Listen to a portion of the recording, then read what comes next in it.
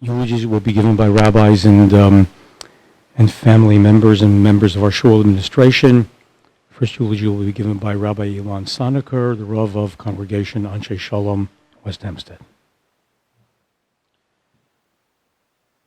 I want to first share a few words from Rabbi Yehuda Pearl, the Rabbi Emeritus of Congregation Anshe Shalom, and longtime rabbi and friend of the Scheer family.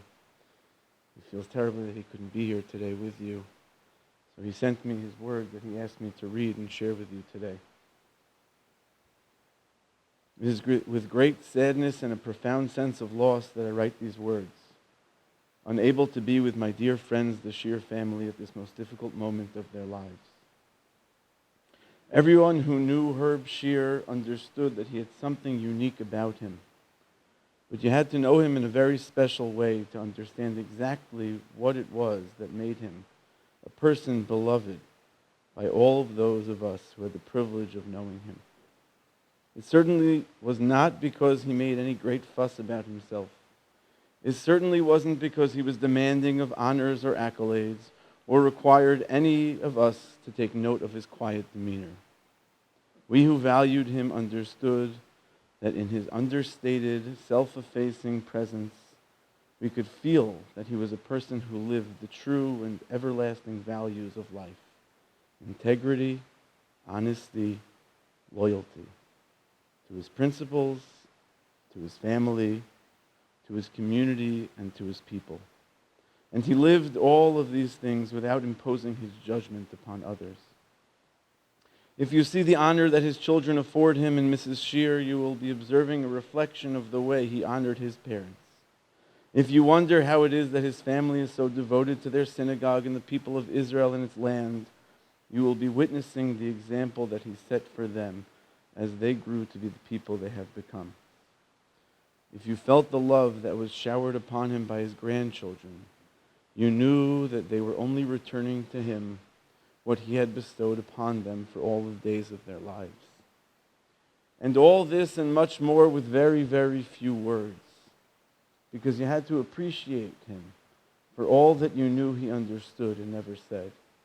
And in his quiet and understated way, he expressed his ideas and gave meaning to his life, to those who could decipher words that were never uttered and thoughts that were never spoken. Yet you were sure, absolutely sure, of where his heart stood on the many issues that were important to him. The shock of his illness and the speed with which it took him from us have not begun to be absorbed, but the loss of his smile and pleasant gaze are already deeply missed. I can only express my feelings about the loss of such a dear human being and friend, and try to afford some comfort to his family at this painful time by assuring them that his life's work has not been for naught. Our sages teach us, Mi sheruach habrios nocha hemenu, ruach hamakom nocha hemenu. One who gives pleasure to his fellow man surely finds favor in the eyes of God. Mr. Herb Scheer will surely reap the rewards of a life filled with love, honor, commitment, and mitzvos.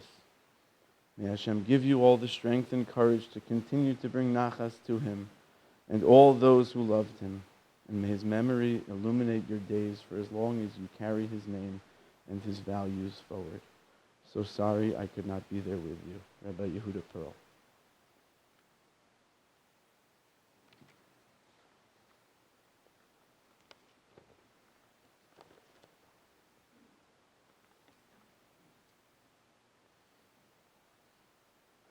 There are certain lines in the Torah that are very specific. There are others that are a little bit more broad, and yet others that include and are guiding principles to our lives. To include anything that was not listed in the Torah, to create and set a context and a way for a person to carry themselves in every interaction and every detail in one's life. When I think of Mr. Herb Scheer, who, as I heard one of his friends refer to him this morning as a prince of a man, I think of one pasuk in the Torah in particular. The pasuk says in Parshas V'eschanan, Ve'asisa es hayashar ve'hatov be'enei Hashem, that you shall do that which is straight, that which is right, and that which is good in the eyes of God. Mr. Scheer lived a life and represented all three of these characteristics in this pasuk. He was a man of yashrus, he was a man of tov, and he was a man of action. He was a man of yashar, of honesty, of integrity, both in his professional life as an accountant's accountant, one who can be trusted, a person who lived his life in his personal life where his word was his word, his name was his name, with the utmost honesty and integrity. You felt when you were in his presence the yashrus that guided his life, the steadfast commitment to doing the right thing in his quiet and humble way that made him so beloved to all of those who are gathered here today and all of those who couldn't, whose lives he played a role in. He was a man of tov, of goodness. The Mishnah in Pirkei Avos, when it was looking for the one character trait that would encompass them all, that a person should live their entire lives by, to live a life which is referred to as the derech yeshara, the straight path. The opinion that was favored most by the teacher was a lev tov, a good heart. In all my years with Mr. Scheer, in all of my time, in all of my interactions with him, you can see and feel his kindness. You can feel the sensitivity of his soul, the goodness that imbued his life, his spirit, his whole being. And always with a smile. I remember I spoke to him a few weeks ago, and I asked him, "How are you doing?" And I can hear his response with a smile. And he said, "Everything is fine, no complaints, everything is good." Because that's how he lived his life. Everything was good, everything was fine. He didn't need much because he had everything. It was this lev tov, this good heart, which infused his life, created his general attitude and demeanor, and again made him so cherished and treasured and beloved to us all. But it wasn't only the hayashar ve'hatov, the right and the good, that he represented and that he lived by, and that he lived as an example to us all. It was also the ve'asisa, the actions in his life, because it was the actions of his life that gave us a small insight into what he truly valued and what was really important to him.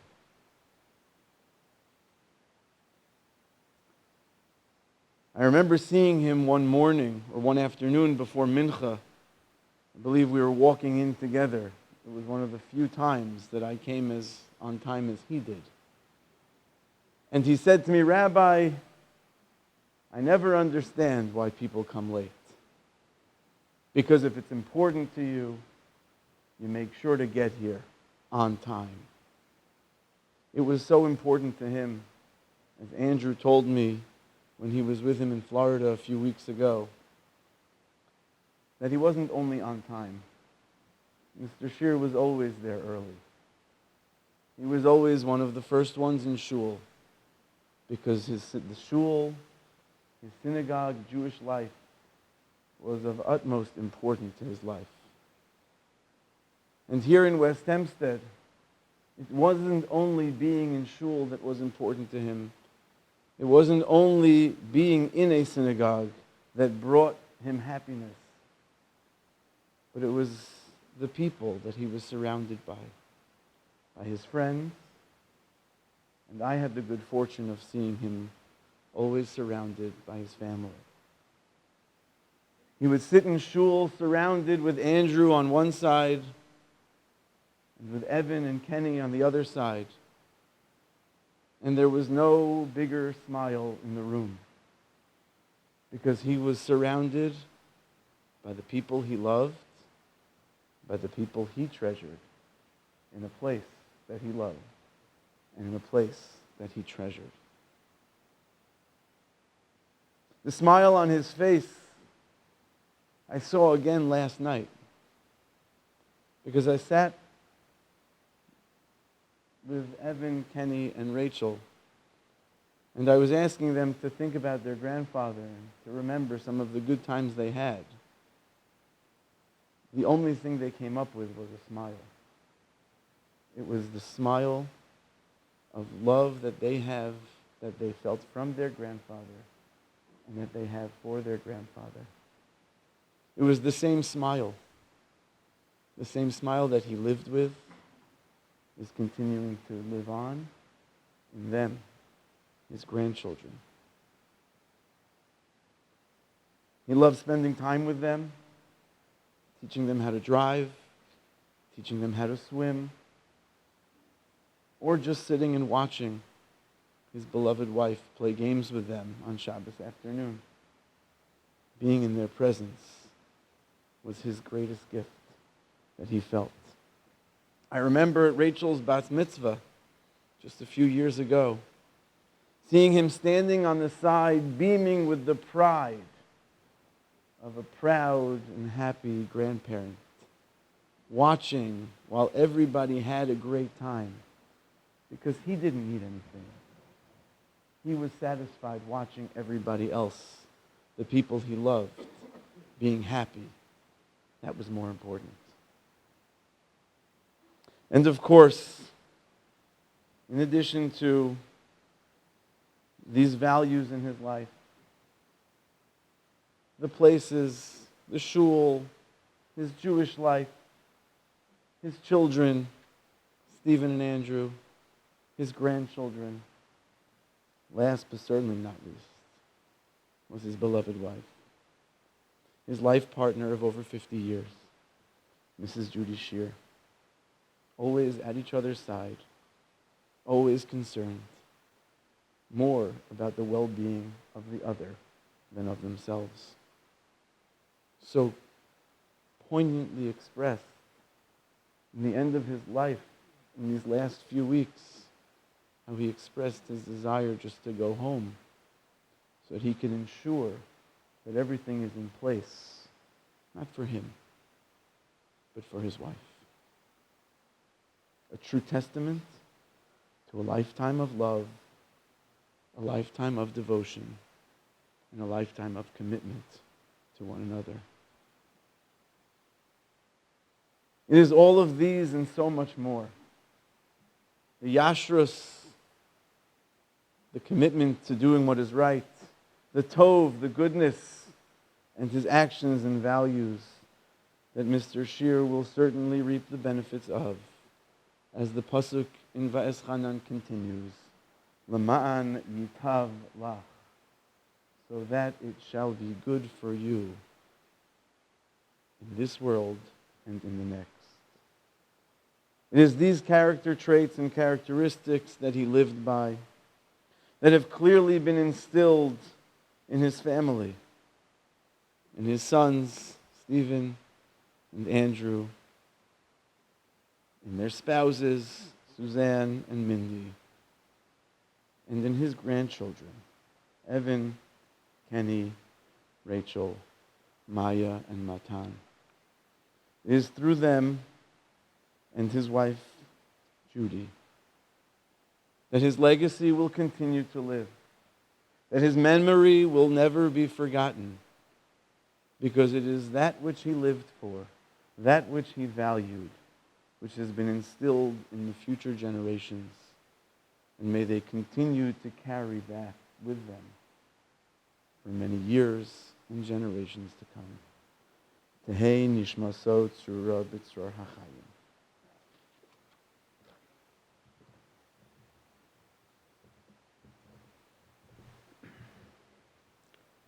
To represent the many friends of the Scheer family, I'd like to call upon Shimi Arareich.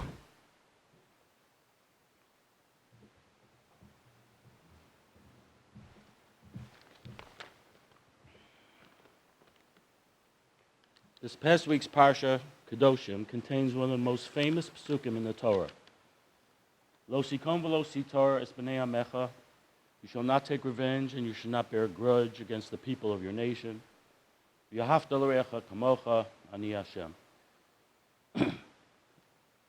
And you shall love your neighbor as yourself, I am Hashem.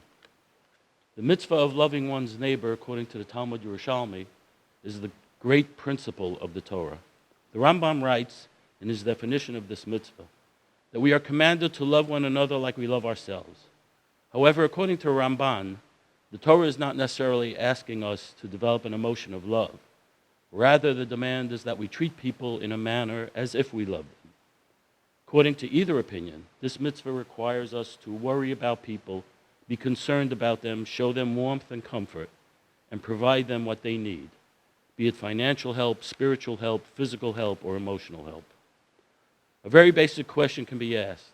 How does a man fulfill the mitzvah of loving his neighbor with a woman? Half of all people are members of the opposite sex. A woman is certainly considered one's neighbor in regards to this mitzvah. So the simple question is, how are men able to fulfill this mitzvah of loving our female neighbors? The same question can be, of course, asked regarding how women can fulfill this mitzvah with regard to their male neighbors. Rav Shimon Schwab presents a novel insight. He suggests that the only way a person can safely fulfill the mitzvah of loving one's neighbor with members of the opposite sex is through one's spouse. Rav Schwab extends this concept. He says that the mitzvah of loving one's neighbor, as applies to the universe of Jews, can only be fulfilled as a husband-wife unit. The husband must serve in the role of Avraham, who drew the men near to him, and the wife must serve in the role of Sarah, who drew the women near to her. This is a mitzvah that is assigned to a couple. The man fulfills his part with other men, and the woman fulfills her part with other women. When I moved into West Hempstead nearly 40 years ago, Herb and Judy were one of the first couples to befriend us. Together, they fulfilled the mitzvah of Yahavta l'recha kamocha. And for all these years, I cannot remember a time when we had a significant argument or dispute. There might have been times when we didn't see 100% eye to eye, but one of the things I cherish about our friendship and why it lasted 40 years is that Herb and Judy never let petty differences linger. They always made sure to open the dialogue, get things out of the way, so that the friendship could rise above the pettiness and be forgotten quickly. I fondly remember all those Sundays that we spent in their home on Laurel Road. We would spend hours there just schmoozing. Stephen and Andrew were young boys then. Of course, it helped that Stephen had the most sophisticated, state-of-the-art computer sports games of the early 80s, and that he and I could play for hours. Or that Andrew would love showing me the elaborate Lego cities that he built that adorned their ping pong table in the basement. But once the games were over, it was just us, with Herb and Judy, spending so much quality time together. Herb had tremendous patience, especially with the boys. He was also very focused. One needs to be focused in order to work all those years as an accountant.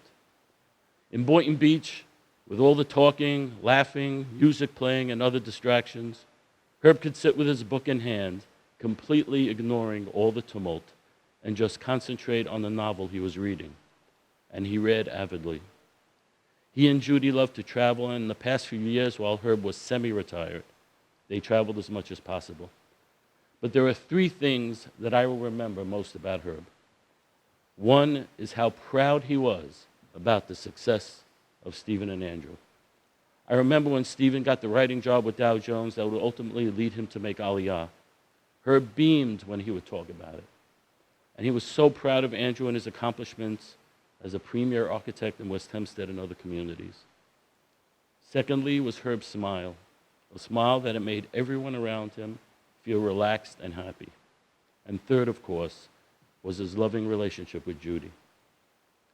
Herb and Judy, Judy and Herb. The names go together so easily and naturally. In the past 40 years, we have supported each other through too many tragedies and celebrated together at so many centers. Yours is a friendship that many of us here in West Hempstead have cherished for many years. You personify, as Rab Schwab described, the mitzvah of Yahavta l'reacha kamocha, as a husband and wife together who always considered the needs of friends. When I needed friends the most during a very difficult time in my life, Herb and Judy fulfilled that mitzvah that, as the Ramban noted, requires us to worry about people, be concerned about them, show them warmth and comfort, and provide them what they need. And that care and concern ultimately led to my marriage to Karen, as Herb and Judy were one of the couples in West Hempstead who arranged for us to meet. Herb, on behalf of Karen and myself, I ask Mechila for anything that we have done that might have hurt or upset you in any way. You led an honest and happy life, and although your passing is way too premature, your smile and kind words will always be what we remember you by. You should be proud of the life you led and proud of your children, Stephen and Suzanne, Andrew and Mindy, and all your grandchildren, who will remember your Gutta Neshama and love you for the rest of their lives. Herb and Judy, Judy and Herb.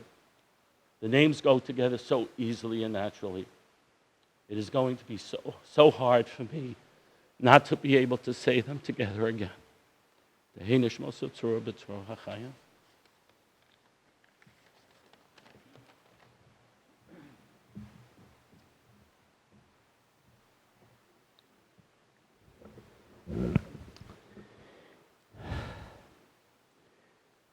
On behalf of our young Israel, and a tribute to Herb Zichrono Livracha and the 42 years of his devotion to our young Israel, I'd like to add a few words to the beautiful tributes that you have heard. Quiet, beautiful, sincere, and elevated and elevating Jew, unquestionably so. The word should be tzaddik, but Herb would be embarrassed for me to say it. And I've just said it. And he deserves that, because it's the quiet people who commit themselves, heart and soul, to shul, to their family, to Am Yisrael, who are the cause of the survival and growth of our people. So I would just add one brief Dvar Torah, which I hope would make Herb proud. We say that gratitude is the essence of Judaism. It comes from a great matriarch, Leah. She gave the name to her fourth child, Yehuda, Herb's Hebrew name, and she said, Apam Odal Hashem, now I will give gratitude to the Almighty. Talmud says nobody ever gave gratitude to the Almighty before Leah. Is that conceivable? Patriarchs, the other matriarchs didn't thank the Ribono Shel Olam? Apparently what Leah said was that every moment that I see in front of me something, some person, some event that arouses wonder, I renew my love and my gratitude to the Almighty as if that event occurs over and over again. The thrill of the original moment of chesed, which man experiences, Leah says, that thrill once again is renewed every time I recall that and in every similar encounter. Indeed, Adam HaRishon used the same term. He may have not fulfilled it initially, but he gave it as a legacy to all of mankind. When he first met his wife, Chava, he said the same word, Zos hapa'am etzem me'atzomai basar mibsari. This time, she is part of me. She's an inseparable part of me. Every time one encounters one's wife, one has to remember the joy in that moment, the moment of first meeting, the moment of the chuppah, when they had children, significant events. And when you see that moment as a film in front of your eyes, you're ready to dance. You're ready to sing as you sang at the original event. I want to speak about the generation of Herb, especially about the group of friends where Herb sat in the shul on my left. They're a very, very special group of individuals, a bridge generation. What characterizes this group of people is that although there is emphasis upon ritual, but ritual is not primary. They put the emphasis on menschlichkeit. They put the emphasis that all ritual should be a vehicle, a tool, in order to be menschlich. That Yiddish term says everything about who that group is and their devotion and commitment to lead a life that sparkles with the Bein Adam L'Chavero. That is a generation of Herb Scheer and the generation of our shul, which molded the values of our community. And Herb always expressed gratitude. Herb always was suffused with a thank you. Everyone spoke about his smile, his commitment, his integrity, absolutely. But I will always remember that he never failed, ever, to give a thank you. A thank you for the community, for the Kehillah, which he was so much part of. A thank you for the wonderful gifts of his children, over whom he was so fiercely proud. A thank you for the Rabboni Shalom, always, for the Almighty. And a very, very special thank you always for Judy. He had such respect and reverence for her, a part higher than affection, says the Rambam. And for those 51 years, it was a romance of 51 years, unquestionably so. And Herb felt that in gratitude for all the gifts that Rabboni Shalom gave him, he had to reciprocate. And he reciprocated by teaching us that menschlichkeit, to be humane, to be decent, to be kind, is the priority. And so, even weeks before his passing, in Anshe Chesed in Boynton Beach, he served as treasurer in the shul, and he continued to do so. It was very painful and difficult for him to do so. At some point, he told Howie Sarnoff, the president of the shul, that he couldn't, difficult for him to continue, but he appreciated the offer that he should continue as treasurer. Gratitude till one's last breath. And the gratitude of Rabboni Shalom was phenomenal. Just about 3 weeks ago, the last day of Pesach, in his home, Jay Kaplowitz sang with him the Hallel. And he sang with so much fervor. Herb sang. And the song that he sang the most, that he enjoyed the most, was Hodu Hashem Ki Tov, Ki Li Olam Chasto. I give you, Almighty, even in my anguish, praise for all that you have done for me. That was the final melody, and the melody that will resonate in the hearts of the children of the communities here on Shei Shalom, Young Israel, and in Boynton Beach. That melody will be an eternal melody. We say to the Almighty, correspondingly, we say to the Almighty, Hodu Hashem Ki Tov Ki Olam Chasto. Thank you for planting Herb in our midst. And for that we give you, Almighty God, our greatest gratitude. Yehei Zichro Baruch. Eulogies will be given by the children, Stephen and Andrew, after which Shmuel Auerbach will say a few words of tribute to Herb's neshama as representing our shul administration. Stephen.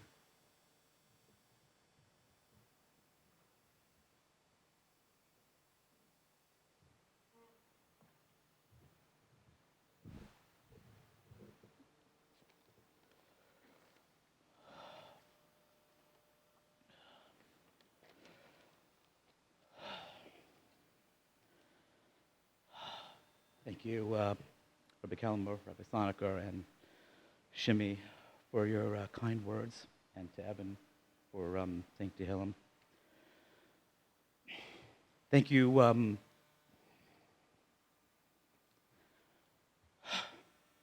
Sorry.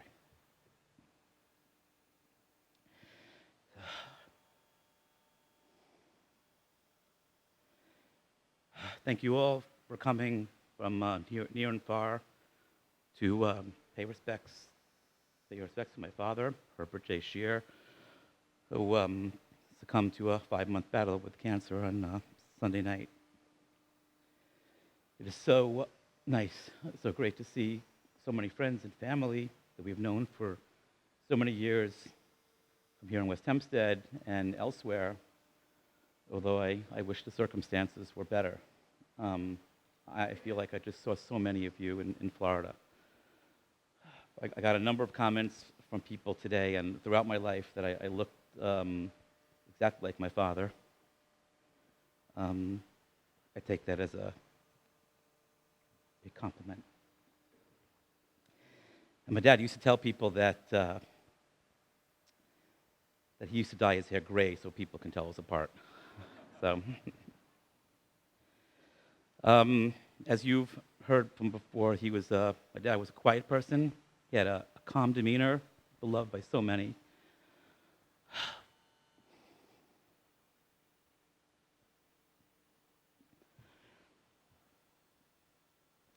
While his life was taken far too early, we hope he's at peace and reunited with his parents and brothers in heaven.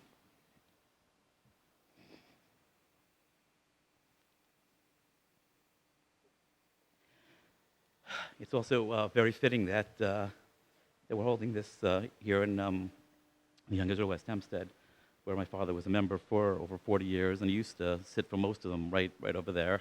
And as the rabbi said, he was always early to shul. My father was born March 20th, 1941 in Brooklyn to Rose and Benjamin Scheer. Both of them came to New York in 1921 from Poland. He went to Erasmus High School and then New York University. He became an accountant and only had just fully retired. He had 2 older brothers, Norman and Phil.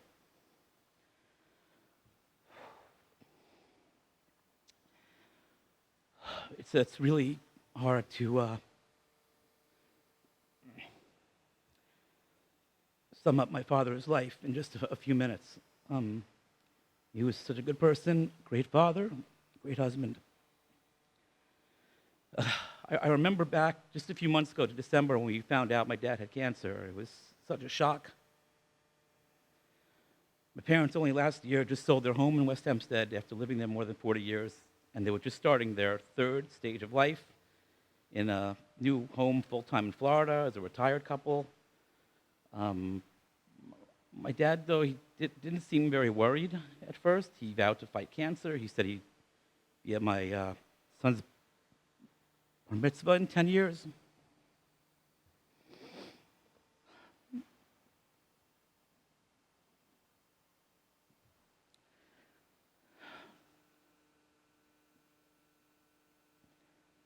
But the sad reality is that the cancer was caught too late, and chemotherapy treatments just didn't work. I suppose if you want to find a silver lining, is that he didn't have to suffer too long, although he did suffer, and that he died at home just a few days after I had spent some time with him, and just hours after seeing Andrew, Mindy, and some of his grandchildren. And after that, he just ran out of energy to fight.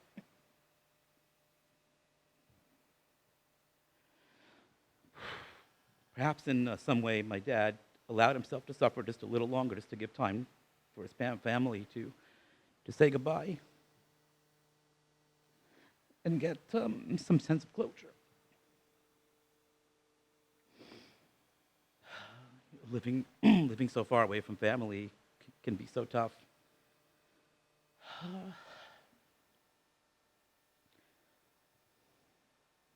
I wish I could have spent more time with my parents, but Israel's not close to Florida. You take a full day of travel. I'm also not sure it was easy for my brother Andrew, who shuttled back and forth to New York, from New York to Florida, to help out my mom and dad so often the past few months. And well, I and so many others prayed very hard for my father. God had other ideas, and it became inevitable that I needed to spend some quality time with him. So 3 weeks ago, I came for a visit, one that I knew very well could be the last time I would see him.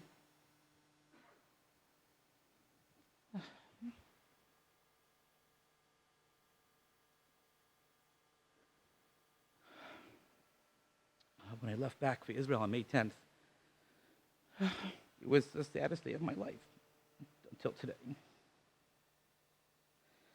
And on the flight back yesterday, I spent much of the 12 hours on board reflecting about my dad. We're not a very touchy-feely and sentimental family, but I needed to let my father know that he was truly a great dad. Yet it was actually difficult to get some alone time with him at first. The community in Boynton Beach is so amazing. You had a constant stream of visitors for days. The outpouring of affection to my mom and dad by longtime friends and snowbirds from West Hempstead and new neighbors was so gratifying to see.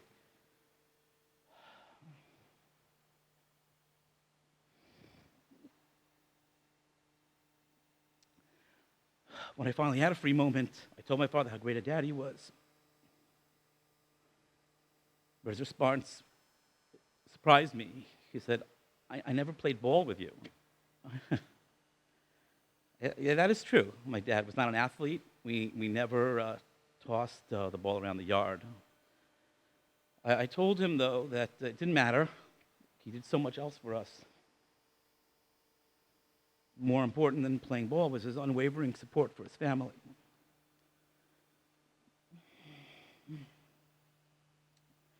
Family was paramount. I saw how good a son he was to his parents, and he made sure that we all saw our grandparents often. He was such a good role model for Andrew and I. And that's not all. He sacrificed going on expensive vacations. We didn't have designer clothes growing up, so we can go to Hank and have a Jewish education, and to send Andrew and I to summer camp, or his vacation, as he would call it. I remember him sometimes working 2 jobs during tax season, working late hours, Sundays, barely seeing him for months. But we weren't deprived. We still went on driving vacations, Niagara Falls, Hershey Park. We went camping once. Plus, he was a lover of gadgets, and he brought home some of the newest electronics.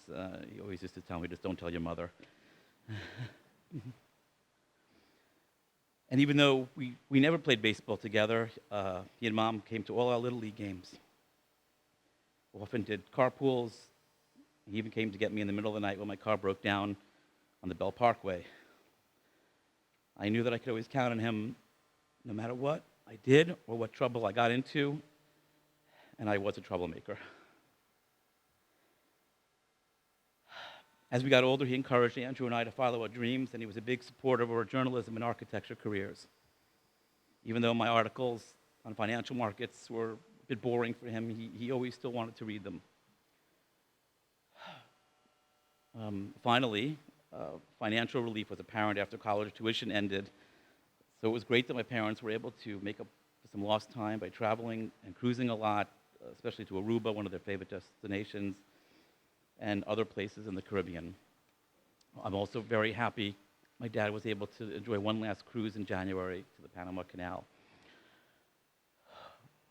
During my last visit a couple of weeks ago, it was so painful watching my father deteriorate so fast.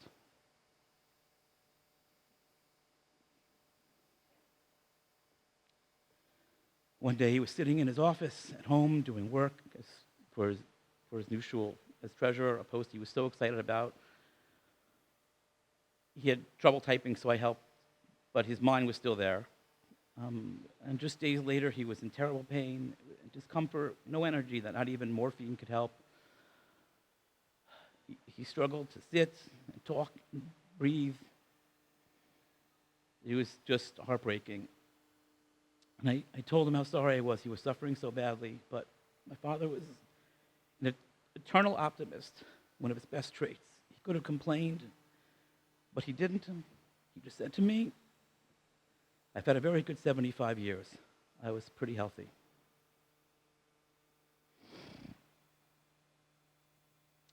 What was most painful to me was sitting on the airplane, looking back at photos, seeing pictures of my dad with his first cousins at a restaurant in Boca in February. He looked great, and now 3 months later, he's no longer with us.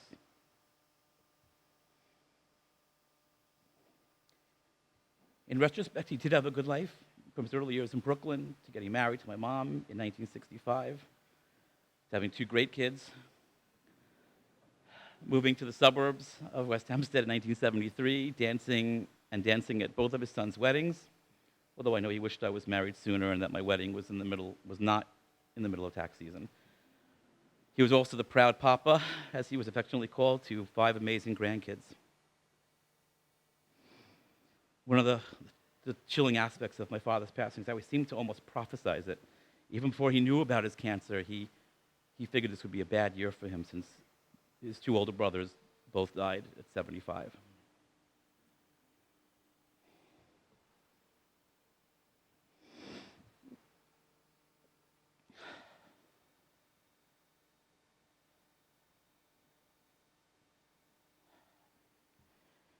Dad, I want to thank you for everything you did for me and our family.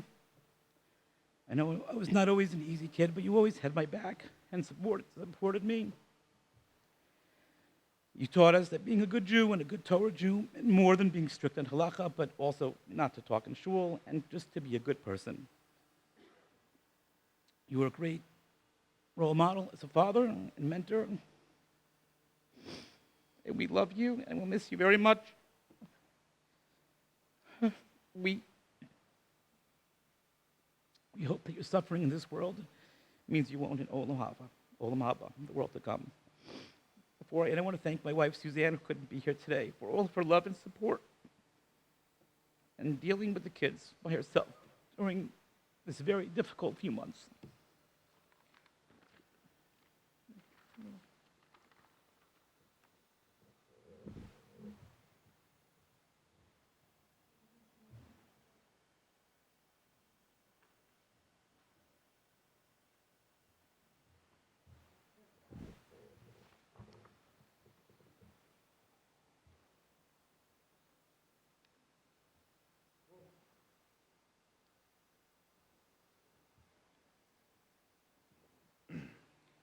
My father was a very special man. He had a lot of qualities that made him stand out, but his biggest quality was that he never stood out. I stand here before you today not only as his son, but I represent Mindy, Evan, Kenny, and Rachel. We are not a family of speakers, and those of you who knew my father could agree that he was never the loudest of any group. My parents spent over 40 years in West Hempstead before they made their full-time move to Boynton Beach, Florida, only a year and a half ago. A move my father was looking forward to for a very long time. They've made so many wonderful friends there, and are a part of a community who they now consider their extended family. Their support from my parents these past few months have been nothing short of exceptional, and a true testament of the rabbi and the entire shul and community.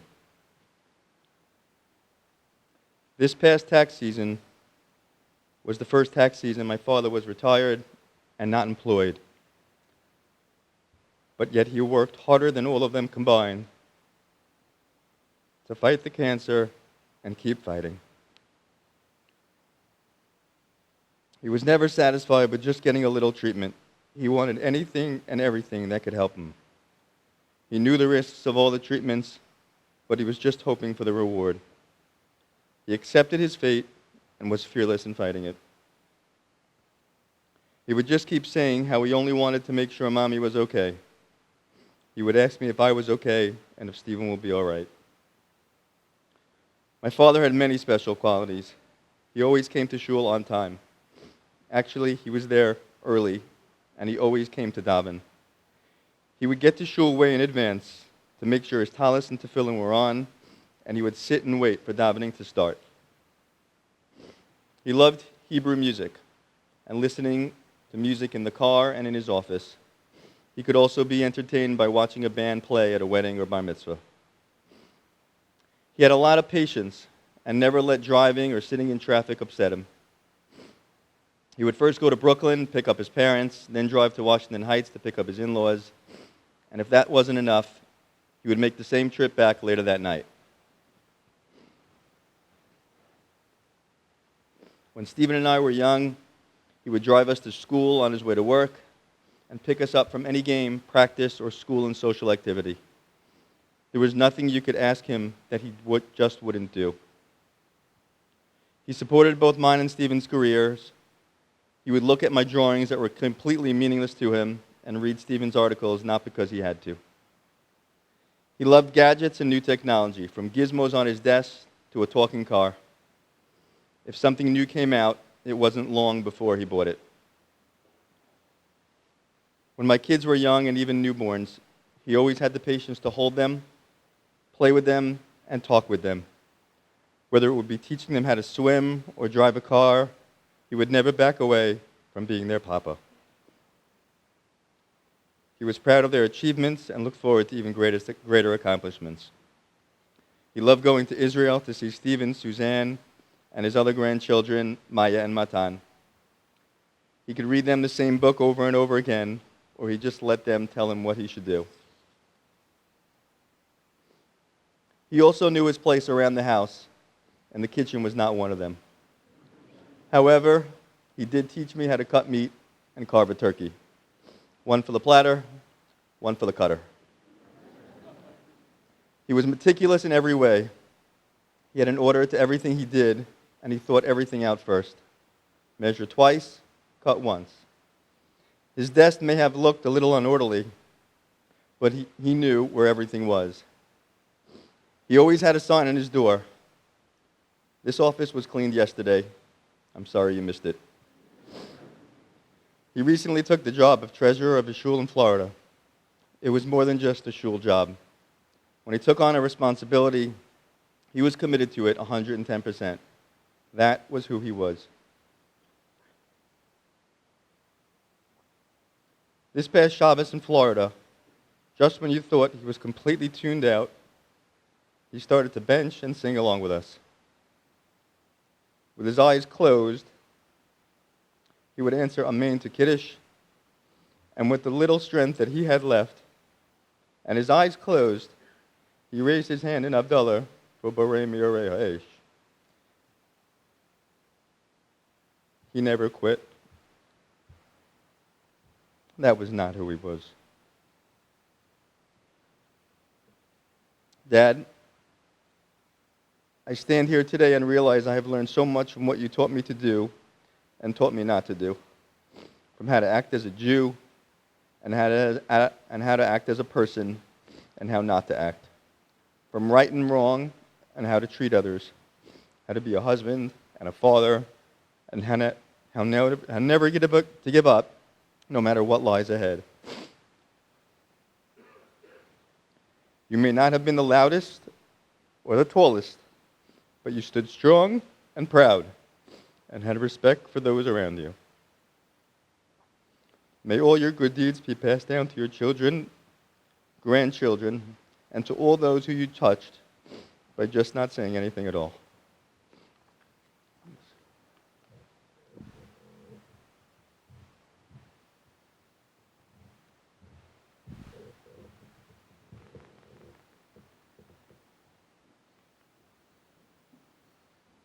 On behalf of the administration, I'd like to wish our condolences to the entire family.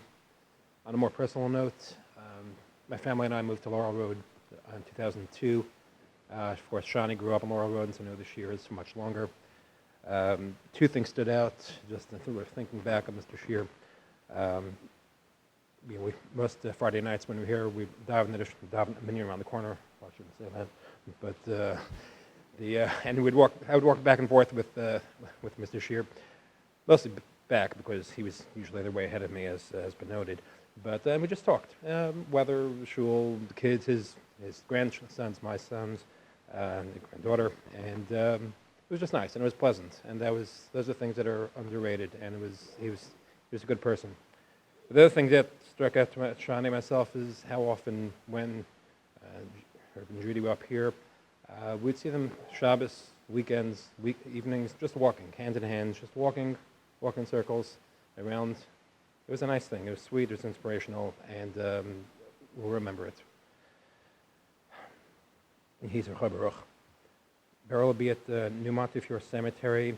Shiva will be through Monday at the Scheer home, 391 Garfield Avenue. Shachris Wednesday to Friday mornings, and Monday morning at 7 a.m., Sunday morning at 8 a.m. Mincha Marv through Thursday will be at 7:55, and Sunday evening at 8 o'clock p.m.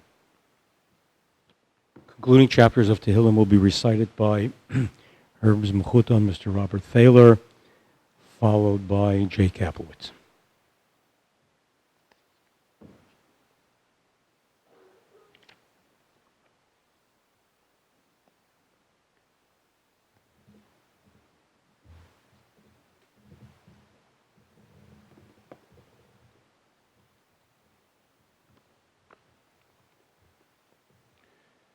Ashrei ha'esh asher lo halach b'atzas v'shoim u'v'derech hatoim lo amad u'moshav leitzim lo yashav ki im b'soras adnoi cheftzo v'soraso yehege yomam v'layla v'haya ke'etz shasul al palgei mayim asher pio yitain bito v'lehu lo yibol v'chol asher yasliach Lochein harshaim ki im kamos asher tidfenu ruach al kein lo yakumu rishaim b'mishpat v'chaton ba'adas sadikim ki yodei adnoi derech sadikim v'derech rishaim toved.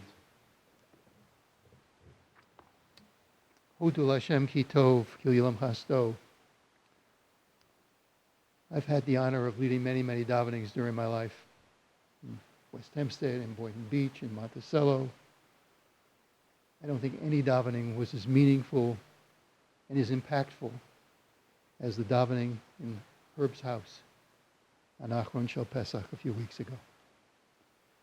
Shir Hamalos Mimamakim Krosich Adonai Adonai Shimak V'Koli Tiyena Oznecha Kashuvos Lokol tachanunoi, im avonos tishmoyo, Adonai miamod, im paslicho laman tivarei, ki visyan like kivsa nafshi, ulidvaro cholti, nafshi ladonoi mi shomrim laboker, Yachel Yisrael Adonai, Ki im le'ach chesed v'avimo fedus, v'hu yiftes Yisrael mikol avonosov. The Avelim are the wife Judy, the sons Stephen and Andrew. Although daughters-in-law are not halachically considered mourners, nevertheless, the daughters-in-law Mindy and Suzanne mourn and grieve over their loss of their beloved father-in-law, as well as the grandchildren Evan, Kenny, Rachel, Maya, and Natan. Family requests that in lieu of gifts to the house of the mourners, that tzedakah should be given to the West Hempstead Young Israel Food Bank. Interment will take place at New Montefiore Cemetery in Farmingdale. After the recitation of the Kelmalei Rachamim, family requests the following family members and friends to immediately gather around the casket and accompany the casket to the hearse, and at the cemetery to accompany to the gravesite. Ira Epstein, grandsons Evan and Kenny, nephews and great-nephew Jason, Gary, Stuart, Russell, and Jacob, Howie Sarnoff, Mickey Nathanson, and Rabbi Ira Spodek. Ira Epstein will recite the Kelmo Lerachimim, Herb's cousin. Please rise.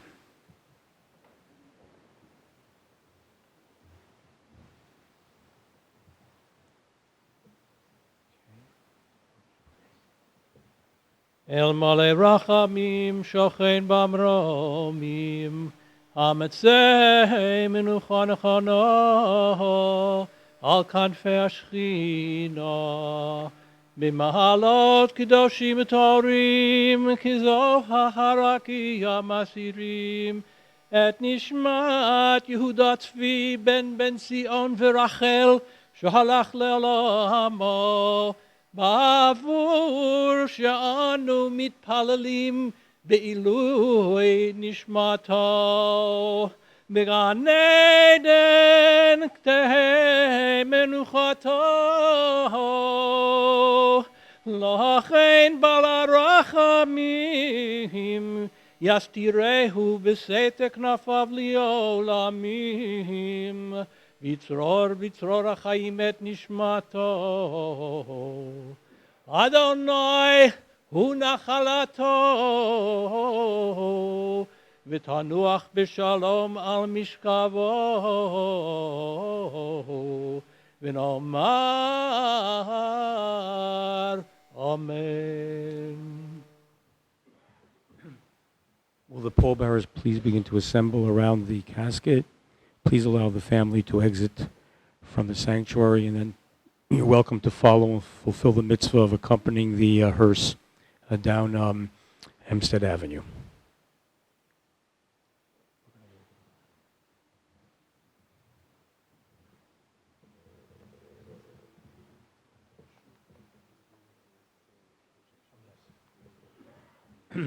On the way to the cemetery, we're going to stop at the congregation Anshe Shalom and recite a chapter of Tehillim.